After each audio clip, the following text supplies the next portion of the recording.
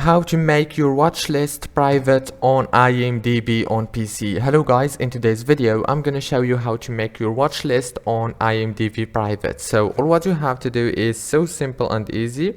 Go to IMDb and log into your account. Now go here and click on your watch list. After you go to your watch list, it will take you to this page. This is my watch list and I want to make it private. All what you have to do is simple. Just click here on edit, click on settings and go here, click here, and it's now private. Click save and congratulations. If this video was helpful for you, I hope you put a like and subscribe, and thank you for watching until the end. See you later.